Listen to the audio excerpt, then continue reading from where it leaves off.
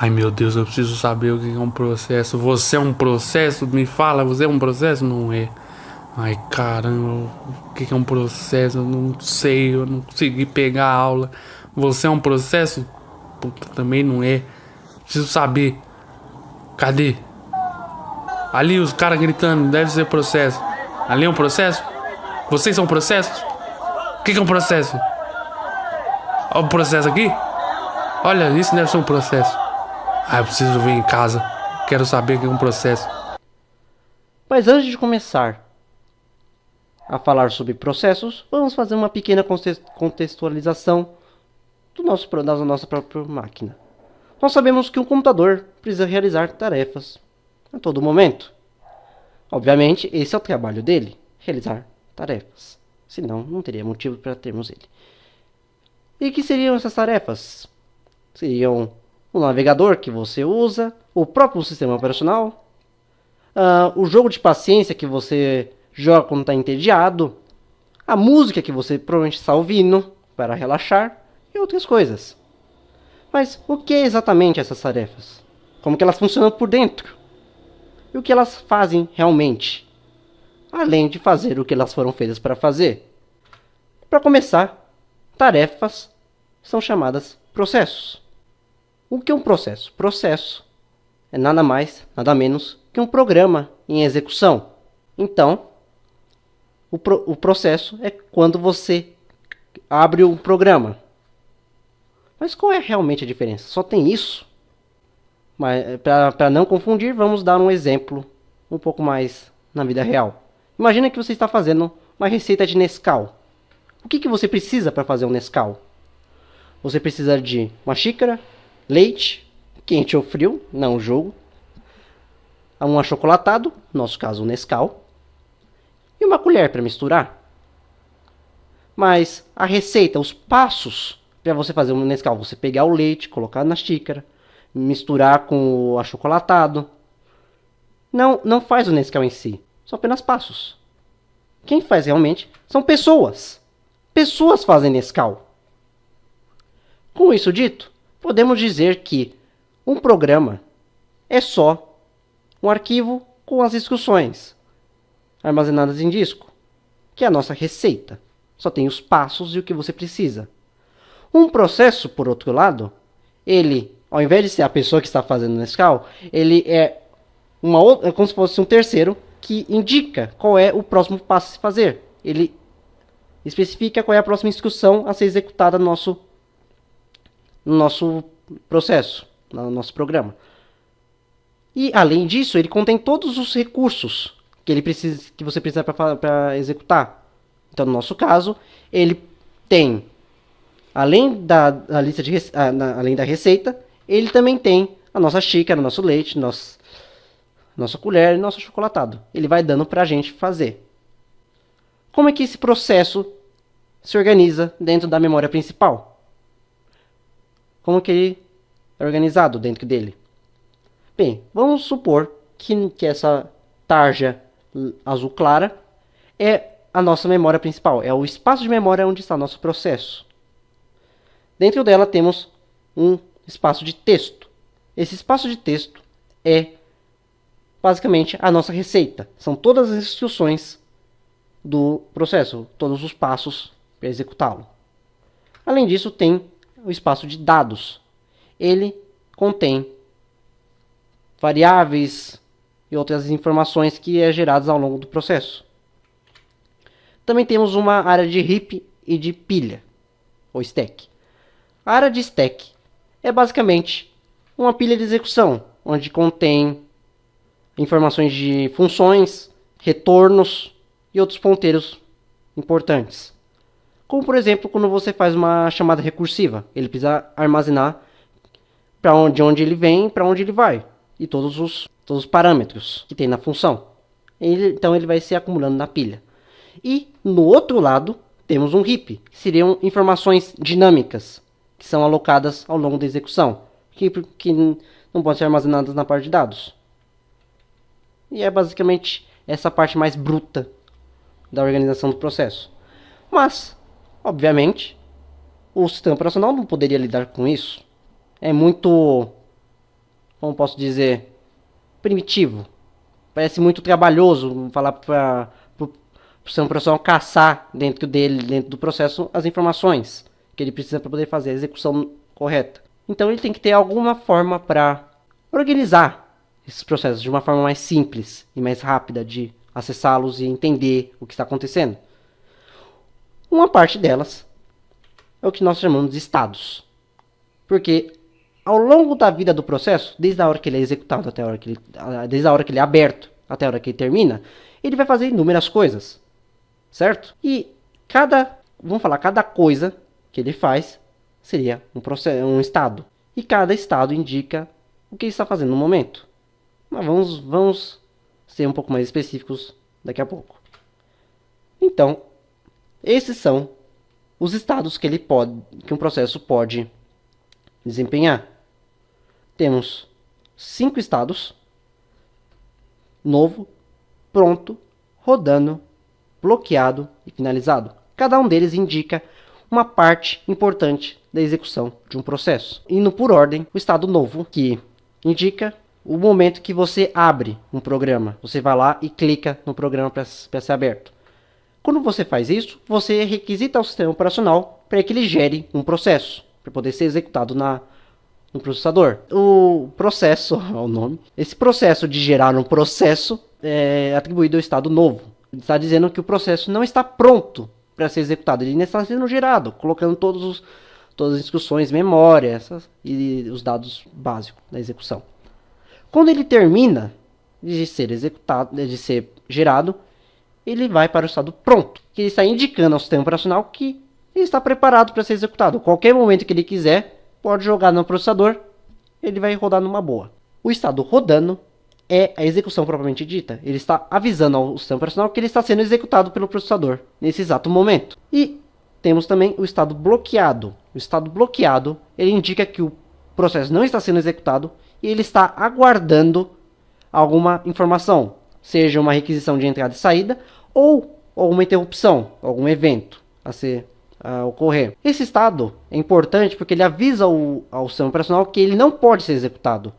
Porque se você pegar um processo que está esperando uma requisição de entrada e saída e colocar no processador, ele vai ficar parado todo o tempo que for atribuído a ele. Isso seria uma perda de tempo. Então por isso ele fica separado em um outro lugar para ficar aguardando. E quando o processo termina de ser executado, ele sinaliza ao sistema operacional que ele acabou, que seria o estado finalizado. Isso avisa ao sistema operacional que ele pode ser destruído, que todos os recursos dele podem ser recuperados e atribuídos a outros processos que precisem. Agora, vamos falar sobre as transições, porque eles vão ir de um lado para o outro até terminar. Nós temos a transição de novo para pronto, como eu já falei antes. Essa transição indica que o processo acabou de ser gerado. Ele está preparado para ser executado. A transição de pronto para rodando. Isso diz que o sistema operacional, por meio do escalonador, que será explicado um pouco mais à frente, tenham calma, essa transição ela indica que o escalonador jogou o processo para o processador e ele está sendo executado agora, nesse momento. Então as discussões dele estão passando uma por uma. Mas essa transição é também uma via de mão dupla. Tanto ele pode ir de pronto para rodando, de rodando para pronto. Mas o que indica essa volta? Ela indica que o processo foi removido da CPU de volta para sua fila de pronto. É uma fila de processos que estão no estado pronto. Também temos o rodando para bloqueado. Ou seja, ao invés de ele ir para pronto, ele vai para o estado bloqueado. Nesse caso, o processo não foi arrancado. Ele saiu voluntariamente. Ele quis sair. Por quê? Ele está falando que ele está esperando alguma coisa. Seja um recurso de entrada e saída, ou algum evento, seja uma interrupção ou outra coisa. Fala assim, eu não vou fazer mais nada. Então você pode me tirar daqui que eu vou ficar aqui esperando. Aí nesse caso ele é removido e colocado numa fila em separado, enquanto ele espera o que ele está pedindo. E quando o processo recebe o que ele queria, seja o evento ou a requisição, ele volta ao estado de pronto. voltando para a fila de processos prontos, processos em estado pronto, indicando que ele pode voltar a ser executado pelo sistema operacional se essa for a vontade, voltar a ser executado pelo processador, se essa for a vontade do sistema operacional. E também temos, por fim, a transição entre o estado rodando e o estado finalizado. Isso indica que o processo acabou a sua execução, não tem mais nada a ser feito, e ele sinaliza ao sistema operacional que ele acabou, e ele pode ser destruído. Por fim, nós temos todas as transições em um diagrama. Nós vemos que a maior parte da vida do processo ocorre nesse meio, onde tem os ciclos entre pronto e rodando, ou entre pronto, rodando e bloqueado. Ele vai ficar entrando e saindo do processador, usando o tempo dele, e quando ele precisar de alguma requisição, ele vai ir para o estado bloqueado e voltar para o pronto, quando terminar. Aí ao final, ele vai para o finalizado e acabou.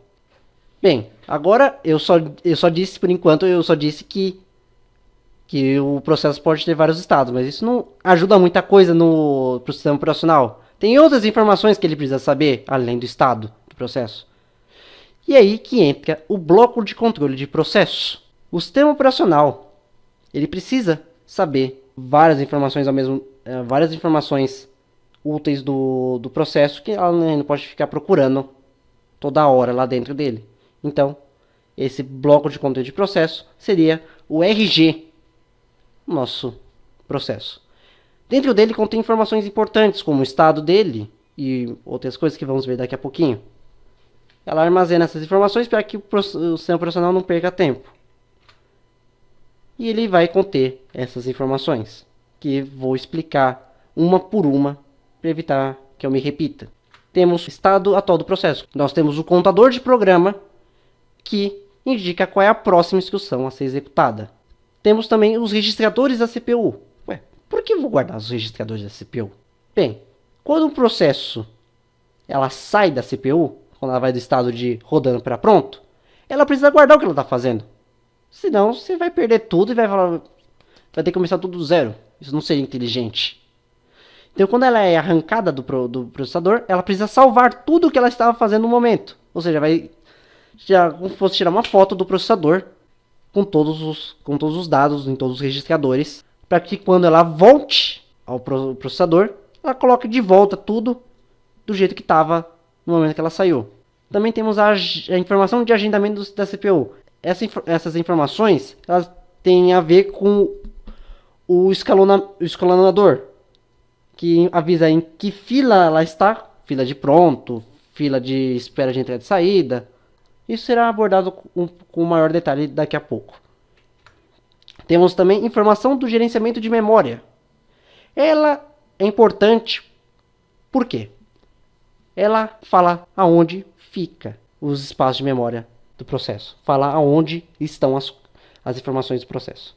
Como onde começa e onde termina. As tabelas de página. As tabelas de página serão abordadas em outro capítulo, mas podemos dizer que são blocos fixos, não estava querendo saber a palavra, desculpa, blocos fixos de dados padronizados, onde o processo pode guardar os seus dados.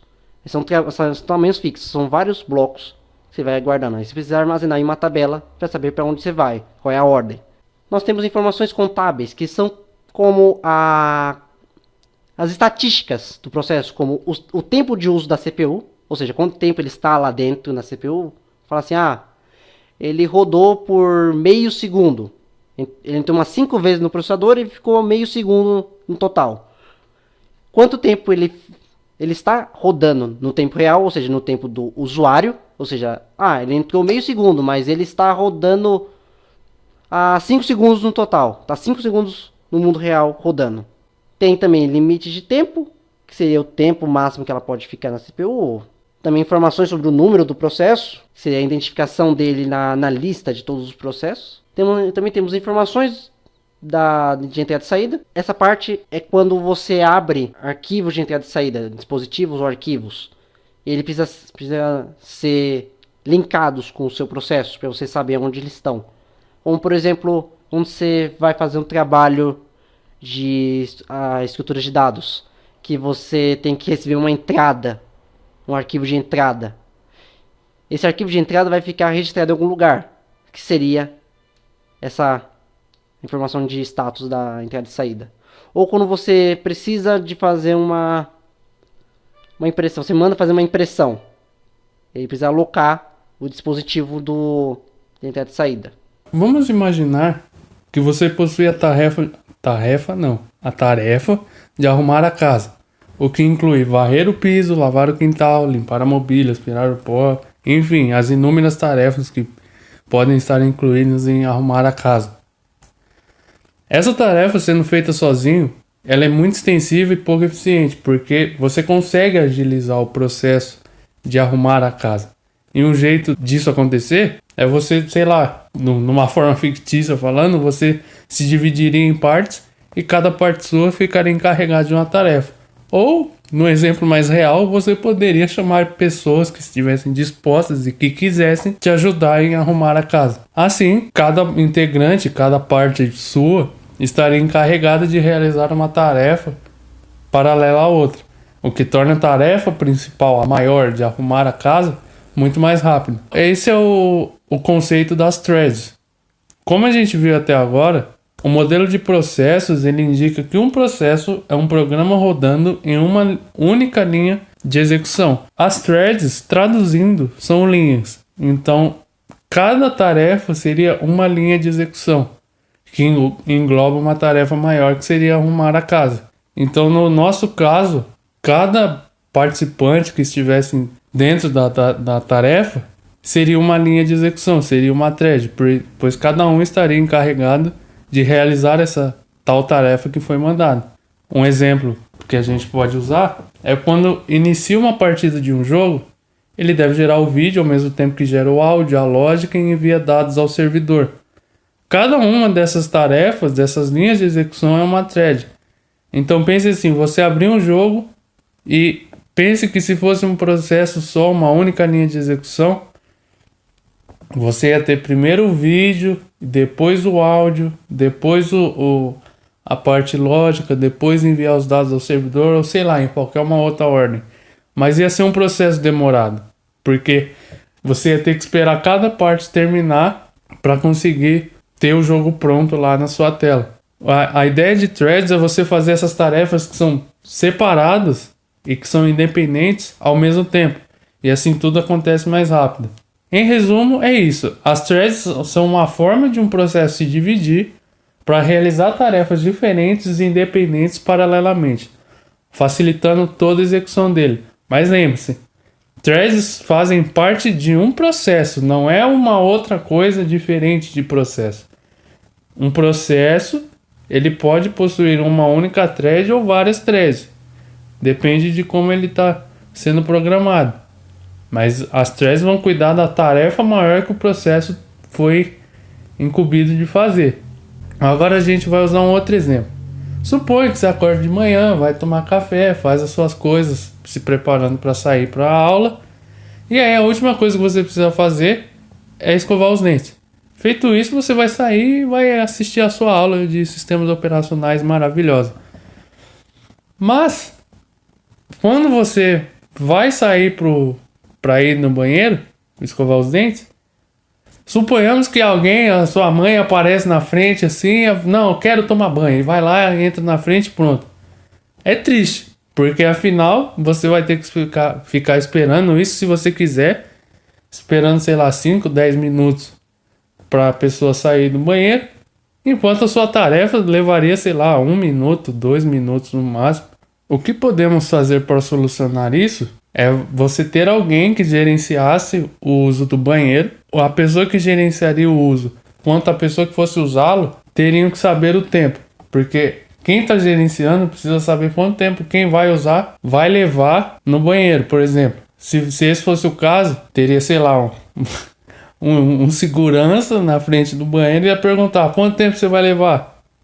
2 minutos. Quanto tempo você vai levar? 10 minutos. E aí a pessoa que entraria na frente seria dos 2 minutos, porque usaria mais rápido.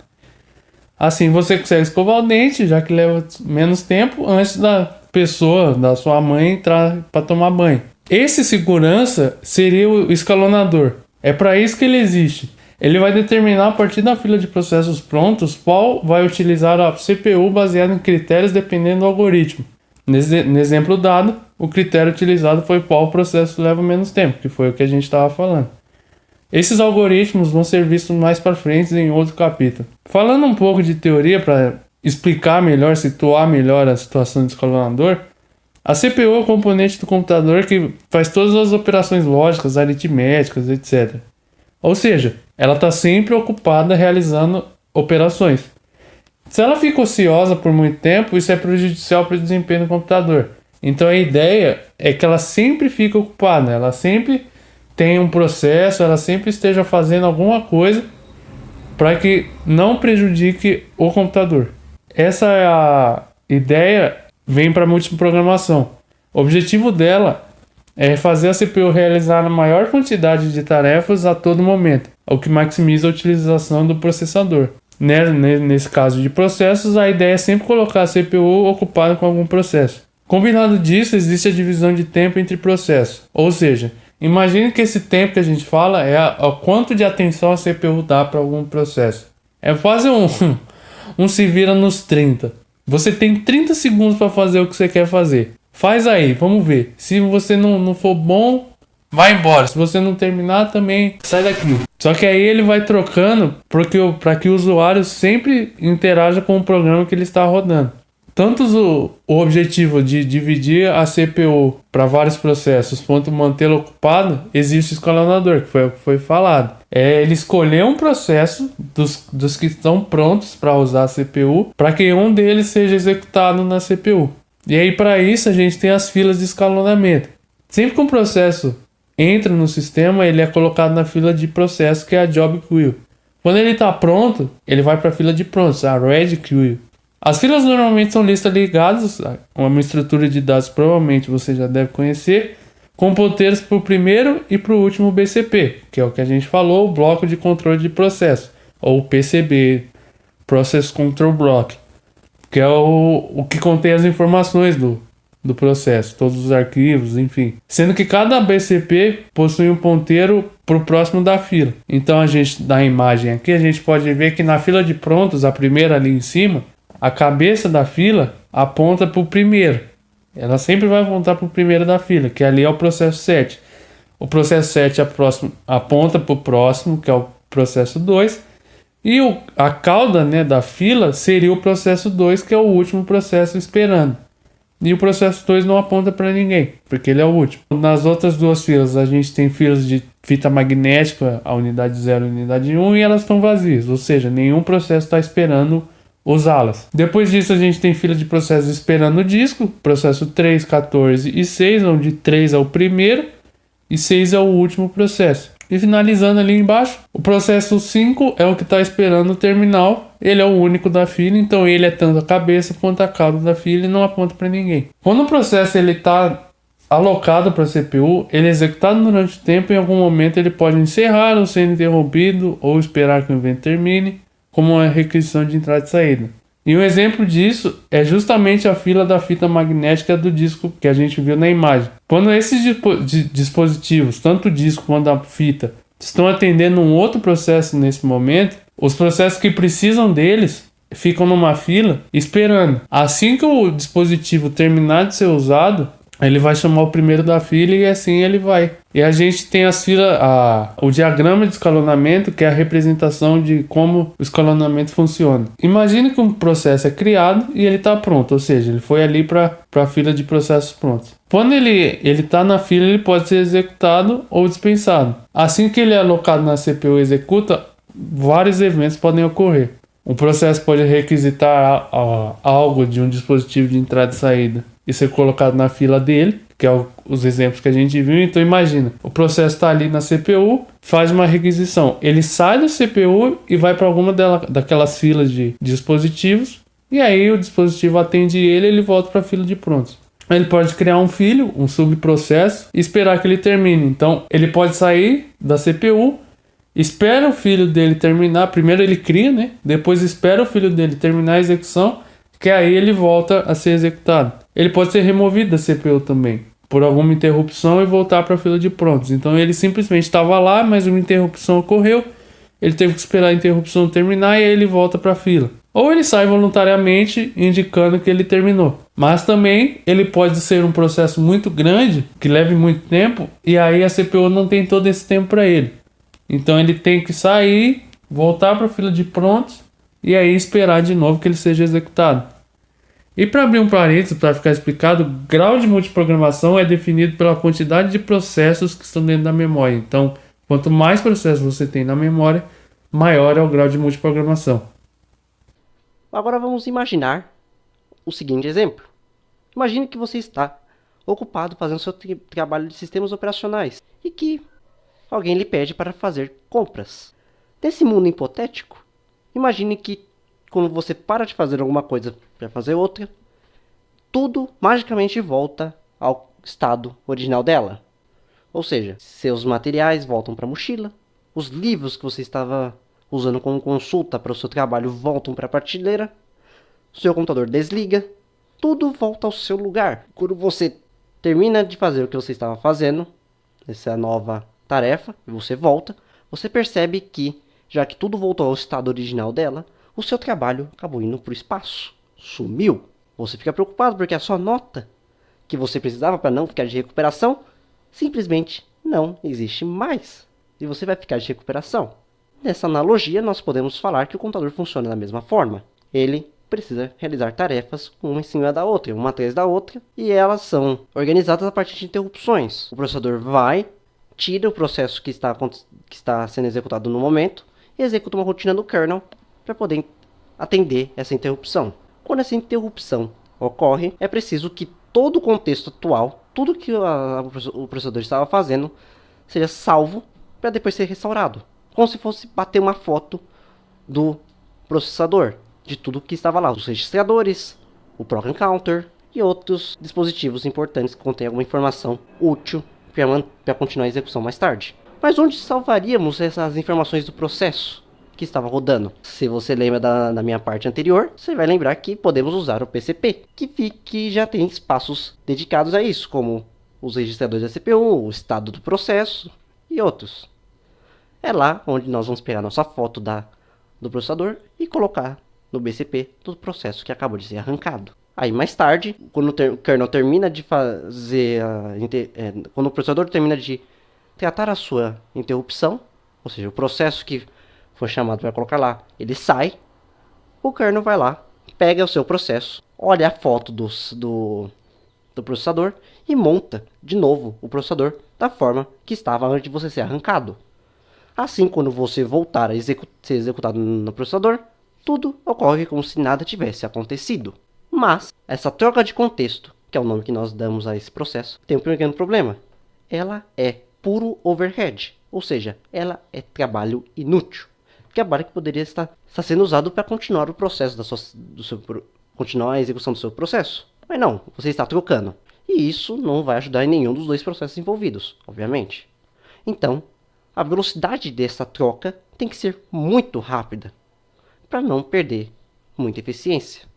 E, geralmente, a velocidade dessa troca é de poucos milissegundos, mas nós podemos dizer que esse tempo varia um pouco em relação à complexidade do sistema operacional, da quantidade de informações que o sistema operacional precisa gerenciar na hora de carregar um processo.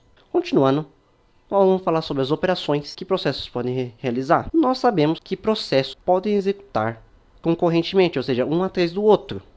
Por isso que nós temos a troca de contexto, para um ficar saindo e outro entrando. E também sabemos que processos podem ser criados e destruídos dinamicamente. Mas para que isso possa ocorrer, os sistemas que nós usamos precisam providenciar os mecanismos para que essas operações ocorram. Começando com a criação de processos, além de nós, usuários, requisitarmos a criação de processos a partir de abrir programas. Processos também podem criar outros processos. É só fazer a chamada de sistema certo. Então, quando um processo cria outro, que nós podemos chamar de subprocesso, o processo criador é chamado de processo pai. O chamaremos só de pai. E os subprocessos, os filhos, são chamados de filhos. processos filhos ou só filhos. E esses filhos podem criar outros processos ainda, sendo eles agora os pais e os filhos. Vira uma grande árvore genealógica. E toda essa árvore genealógica nós chamamos de árvore de processos. Agora, podemos ver essa imagem que dá para ver que um processo com ID 0 gera 3 processos. O processo mais à esquerda gera mais 2. Aí vai indo, assim sucessivamente, criando uma grande árvore com vários processos ligados. E para identificar cada um desses processos, os sistemas operacionais usam o que nós chamamos de PID, ou identificador de processos únicos, que é esse número inteiro, que na nossa imagem vai de 0 até 8105. É mais uma forma de identificar quando você precisar fazer alguma operação com algum processo específico.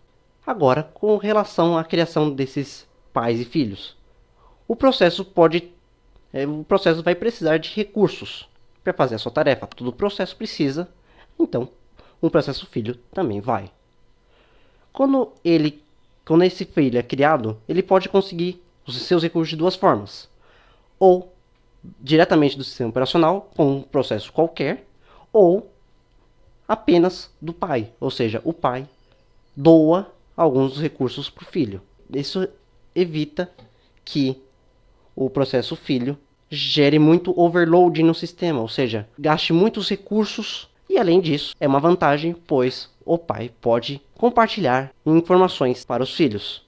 Como, por exemplo, um arquivo que esteja aberto. Você pode compartilhar esse recurso para o filho, sem precisar que gere várias cópias. Quando um processo cria outro, podem acontecer duas coisas. Ou o pai executa concorrentemente com o filho, ou seja, os dois vão executar como se fossem duas coisas separadas. Ou o pai fica em aguardo do término de algum ou de todos os seus filhos. Aí, também podemos falar sobre o endereçamento do espaço dos dois.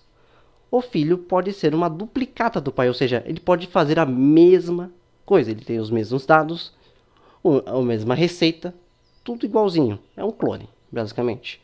Ou o filho pode executar outro programa nele. Ou seja, vai ser um processo totalmente diferente do pai. Agora vamos ver qual é a implementação dessa criação de processos entre sistemas operacionais. Nesse caso, o Unix, o Windows e, sabendo que não é um sistema operacional, mas ele é importante por ter implementações interessantes, o Java. O Unix, ele implementa a criação de processos com o sistema fork. Ao fazer um fork, o filho compartilha o mesmo endereço do pai. Ou seja, os dois podem se comunicar mais facilmente. Quando o fork retorna, ele retorna o PID do filho, como podemos ver no código. Depois que o fork é executado, é feita uma chamada de exec, que é feita quando você quer que o pai e o filho executem outras tarefas. Ou seja, façam coisas diferentes no mesmo espaço de memória. Após com tudo isso feito, o pai pode criar mais filhos, ou pode também ficar esperando que seus filhos terminem, fazendo ele sair da fila de pronto e ficar num estado bloqueado. No Windows, a função que cria outros processos é chamada de Create Process, que vem da própria API do Windows. A diferença com o que nós vimos anteriormente é que o Create Process requer que você carregue um programa no espaço de memória do filho. Ou seja, você não vai compartilhar o mesmo espaço. Outra coisa interessante é que a criação de processos do Windows requer 10 parâmetros, ao invés do Unix, que só precisa mandar um fork, que ele cria automaticamente. Agora, falando da linguagem de programação Java, é interessante porque o Java usa uma virtual machine, que nós chamamos de Java Virtual Machine ou JVM.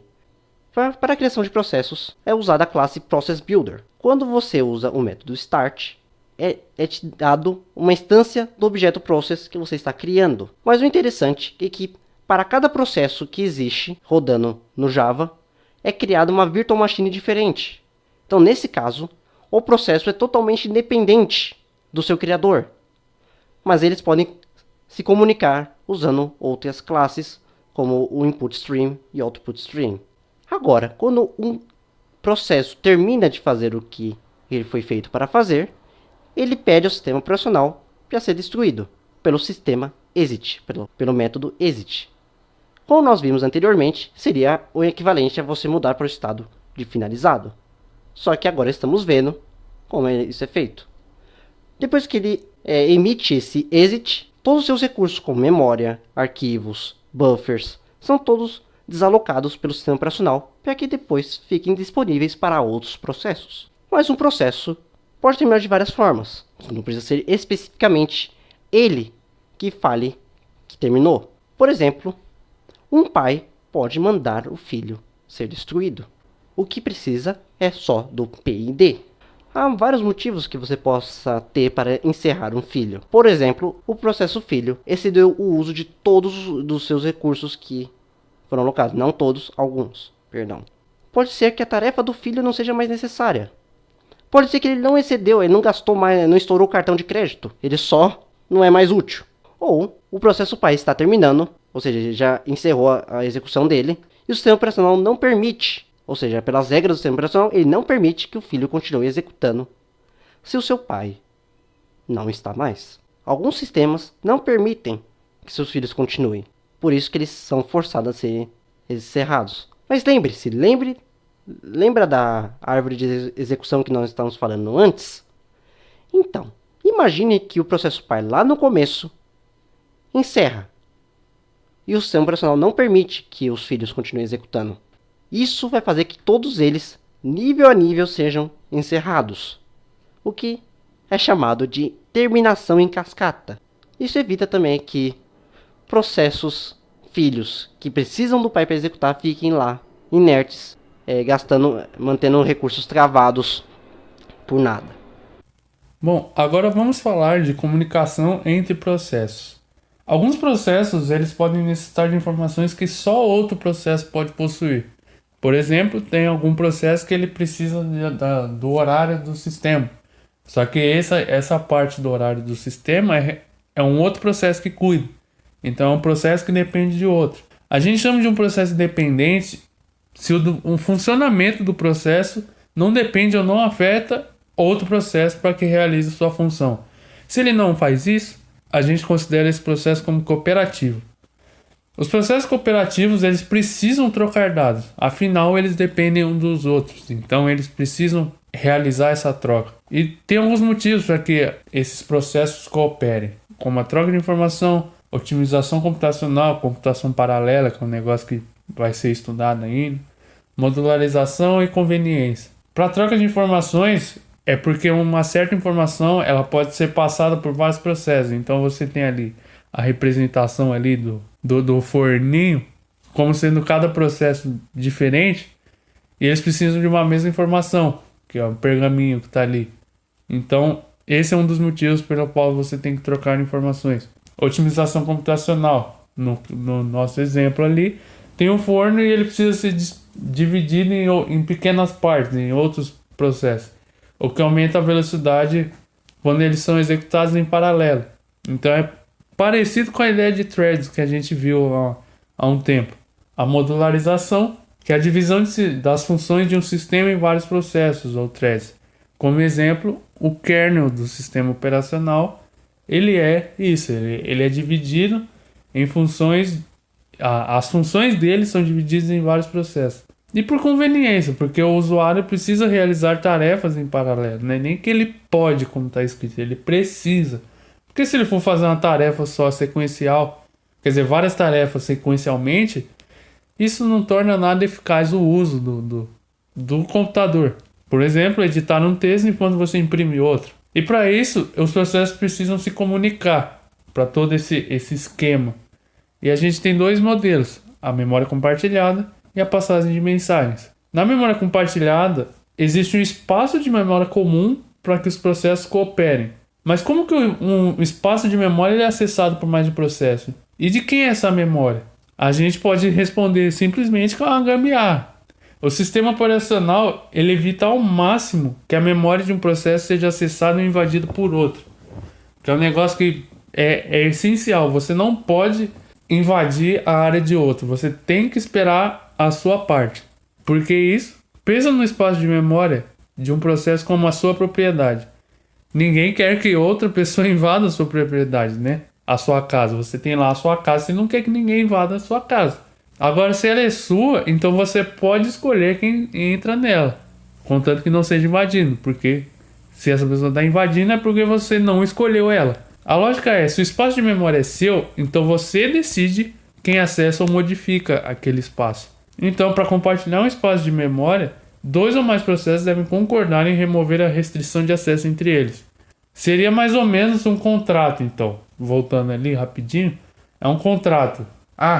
Tenho 3 processos aqui. Esses 3 processos vão entrar num acordo para restringir quem vai modificar e quem vai acessar o meu espaço. E de quem é essa memória, já que ela é compartilhada? A resposta muda, mas normalmente o espaço da memória ele é do processo que requisitou o compartilhamento. Isso acontece porque o espaço de memória usado faz parte da memória geral do próprio processo. Mas cuidado, a forma na qual a memória compartilhada é usada independe do sistema operacional. Então os próprios processos devem gerenciar o seu uso. Agora a gente vai tratar de um problema que exemplifica isso tudo, que é o problema do produtor-consumidor. Imagine um cenário, você tem um processo produtor, que ele gera informações, e um consumidor que recebe informações. Como é que a gente realiza e gerencia a interação entre esses dois? Pela memória compartilhada. Considera o processo A que está ali no diagrama como produtor e o processo B como consumidor. O produtor ele gera uma informação e envia para a memória compartilhada, que é aquele espaço em branco ali, entre os dois processos. O consumidor acessa esse espaço e consome a informação que está dentro dele. A gente tem um outro exemplo para ficar mais visível de entender. Mas como é que a gente organiza a relação? A gente usa um buffer de memória para organizar a troca de informações. O produtor vai encher esse buffer, consumidor, e esvazia o buffer. O produtor ele pode produzir enquanto o consumidor consome. Por fim, o buffer pode ser limitado ou ilimitado, infinito. Mas voltando, a ideia é, o produtor, se o buffer é finito, ele vai ter que ver se o buffer está cheio ou não. Porque se o buffer estiver cheio, ele não vai poder gerar mais informações. Ele precisa esperar o consumidor acessar uma informação e retirar algo de lá para que ele possa voltar a produzir. E a mesma ideia é o consumidor. Se o consumidor vai acessar o buffer para pegar a informação, mas não tem informação, ele não vai poder entrar em ação até o produtor colocar alguma coisa ali dentro. Esse é um problema que vai ser visto mais à frente. E temos a passagem de mensagem. Diferente da memória compartilhada, essa solução é implementada pelo sistema operacional. Como a gente viu, a memória compartilhada não depende do sistema operacional, ela é pelos processos. Já a memória é pelo sistema operacional. Como o nome sugere, os processos cooperativos se comunicam por mensagens. E o intermediário dessas mensagens é o sistema operacional. Na imagem que a gente vê ali do lado é o kernel. Então seria mais ou menos, vamos ver, é quase um Correios. Você quer comunicar com alguém que mora em Minas Gerais, por exemplo. E aí você quer mandar uma carta. Só que você não vai chegar direto lá em Minas Gerais e mandar a carta, porque além de você poder ir lá e falar com a pessoa em vez de mandar a carta, seria muito trabalhoso. Então o que você faz é, você dá para alguém essa carta, que seria o Correios, e o Correios vai ser o que vai entregar a carta na mão de quem você está querendo. Então, como a gente está vendo, o processo A vai enviar uma informação para o processo B. Então, primeiro o processo A envia para o kernel com destino para B. E o kernel vai ser responsável por entregar a informação para o processo B. Já falando das mensagens entre os processos, elas podem ser de tamanho fixo ou variado. Mensagens de tamanho fixo são fáceis de serem implementadas pelo SO. Afinal, ele vai gerar um espaço restrito para mensagens desse tipo. Contudo, isso deixa a programação do processo mais complexa. Por exemplo, se várias mensagens vão ser enviadas, a informação pode ser maior que o tamanho da mensagem. Nas mensagens de tamanho variado, essa limitação não existe. Nesse caso, a complexidade vai para o sistema operacional. Antes, o problema do tamanho fixo é do processo, porque ele vai ter um tamanho fixo de mensagem, só que a mensagem pode ter um tamanho maior, não a mensagem, mas a informação da mensagem pode ser maior que o tamanho dela. Já de tamanho variado, já não tem esse problema. Porém, a complexidade parte para SO. E a gente tem duas implementações para esse tipo de comunicação, de passagem de mensagem. A direta e a comunicação indireta. A comunicação direta, ela também se divide. Ela pode ser assimétrica, em que, para que processos se conectem, eles têm que declarar quem é o emissor e quem é o receptor. Ou seja, quem envia, ele tem que saber para quem enviar a mensagem. E quem recebe precisa saber quem enviou. Aí a gente tem dois métodos no processo. O send e o receive. O send ele vai indicar quem é o destino e a mensagem. O receive ele indica quem é o emissor, quem é, de onde está vindo aquela mensagem e a tal mensagem. A direta assimétrica é um variante do modo simétrico da comunicação direta. A diferença é o modo de endereçamento dos processos. Porque enquanto lá no simétrico os dois processos tinham que saber o nome do outro, já o assimétrico ele deixa que o receptor não conheça antes quem é o emissor. Então quem está recebendo pode não saber quem é que está mandando. Ou seja, quem envia ainda precisa saber quem vai enviar a mensagem. Mas quem recebe não precisa saber quem enviou. Essa informação só chega depois. Então, o método send, quem envia tem que mandar como parâmetro quem é o processo que vai receber e a mensagem. Já quem recebe, com o método receive, ele só vai ter o ID do processo que realizou a conexão e a mensagem. Já falando de características, a comunicação direta tem a conexão feita automaticamente para cada parte de processo que deseja se comunicar. Uma conexão só ocorre com dois processos, não mais nem menos. Cada par de processo só tem uma conexão, não mais que isso. Agora, na comunicação indireta, essa comunicação é feita por portas. Em vez do emissor enviar diretamente a mensagem para o receptor, ele envia para uma porta. O receptor então recebe a mensagem da porta usada pelo emissor. Como é legal a moto, né? Uma analogia para a comunicação indireta é você imaginar um restaurante. Garçons enviam os pedidos à cozinha. Esses pedidos ficam guardados numa fila. Na cozinha, os chefes pegam os pedidos da fila. Quando os pratos estão prontos, ficam disponíveis para os garçons levarem aos clientes. Então é parecida a ideia de comunicação feita por portas com a ideia do restaurante. A gente considera o intermediário garçom-chefe como a porta comum entre os processos, porque afinal os processos seriam os clientes, quer dizer, os processos que se comunicam são tanto os clientes quanto os cozinheiros. Ambos os atores depositam suas mensagens no repositório comum para futuro acesso. As propriedades da comunicação indireta é que cada porta é única, ou seja, ela tem uma identificação, por exemplo, o ID. Um processo ele pode se comunicar com várias portas e uma conexão é feita entre dois processos apenas se ambos os processos compartilham a mesma porta. Entre cada porta de processo podem haver múltiplas conexões, cada qual feita com uma porta diferente. E os comandos que a gente tem na comunicação indireta são o send, em que ele envia uma mensagem para a porta A, não é processo, para a porta A e a tal mensagem. E o receive, em que ele recebe de uma determinada porta e a mensagem. A gente pode perceber que esses comandos permitem que certas confusões ocorram. Imagine que em uma porta sejam conectados três processos. No caso ali, o cinza, o verde e o vermelho. Suponha que o cinza envia uma mensagem para a porta. Beleza, a porta é a caixinha ali. O verde e o vermelho realizam o comando receive. E eles indicam de qual porta eles vão receber a mensagem.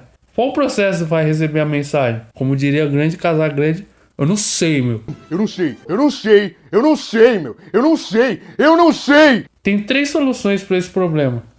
É limitar a conexão para o máximo de dois processos, ou seja, no caso, o vermelho ficaria de fora e só o verde receberia. Se não é processo competindo pela mesma mensagem, isso não é problema.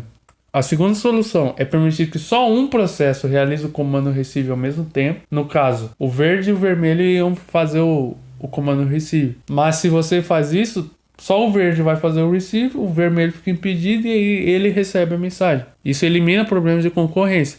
Ou a terceira solução é permitir que o sistema escolha arbitrariamente o processo que vai receber, seja por meio de um algoritmo ou por declaração de emissor e receptor.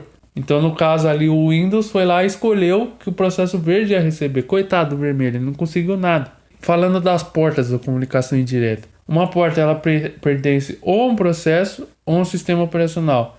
Quando o processo tem uma porta, ele torna o dono daquela porta. Isso facilita a diferenciação entre o dono e os usuários. O dono só recebe mensagem e os usuários apenas enviam, que é o que a gente viu na solução 3. Na solução 3, o sistema escolhendo o processo que vai receber. Quando uma porta agora é do sistema operacional, ele fica responsável por fornecer uma interface aos processos para criação, uso e deleção de portas. O processo que requisita a criação de uma porta torna-se o dono dela, como a gente viu antes. Por ele ser o dono, ele possui as mesmas características mencionadas anteriormente. O dono pode conceder permissões para outros processos receberem mensagens. A conclusão é que cada tipo de comunicação engloba uma parte do sistema de passagem de mensagem. Por isso, uma implementação da passagem de mensagem envolve uma implementação de cada tipo de comunicação. E cada comunicação depende do sistema operacional e da necessidade dos processos envolvidos. E aí a gente tem a comunicação em sistemas cliente-servidor. A gente lembra que os métodos estudados na parte anterior podem ser utilizados aqui também. Mas nessa parte a gente vai falar dos métodos voltados especialmente para aplicações cliente-servidor. A gente tem os sockets. Um socket é um nó de comunicação, identificado por um conjunto endereço IP e porta. Como no caso que a gente está vendo ali, a gente tem 146.86.5.20. Isso é o endereço IP daquele socket. A porta seria o 1625 que está ali depois dos dois pontos. Seria um hospedeiro X aí. No contexto de cliente-servidor, a conexão ocorre assim. O servidor escuta uma porta, aguardando o pedido de desconexão. Na imagem que a gente vê, a porta 80. Um cliente envia um pedido de conexão para o socket do servidor, gerando para tal um socket próprio. O servidor aceita o pedido do socket do cliente, completando a conexão. Cada conexão entre um par de sockets é única. Contudo, o mesmo endereço IP pode se conectar mais de uma vez ao mesmo tempo com o mesmo socket do servidor. Para que isso aconteça, o cliente gera sockets diferentes para cada conexão. Ou seja, vão ter portas diferentes no cliente. Esse método é comum e eficiente para comunicações de cliente e servidor. Mas tem um porém. É uma comunicação de baixo nível porque ela não possui uma transição estruturada de dados. A gente tem também as chamadas remotas de procedimento, CRP, que realizam uma chamada de procedimento entre processos em sistemas ligados por uma rede comum. Semelhante ao método de passagem de mensagens, porém, as mensagens enviadas por esse método são bem estruturadas. Diferente dos sockets que a gente acabou de ver, que elas não eram tão bem estruturadas. E a gente tem ali, né, o Windows querendo se comunicar com o Linux e por isso tem uma rede comum que faz a comunicação entre os dois. A conexão é feita através do endereço, que identifica a máquina e uma porta para identificar o serviço desejado. Em uma máquina podem ter vários serviços diferentes. Por exemplo, obter os usuários da máquina, acessar o terminal da máquina, etc.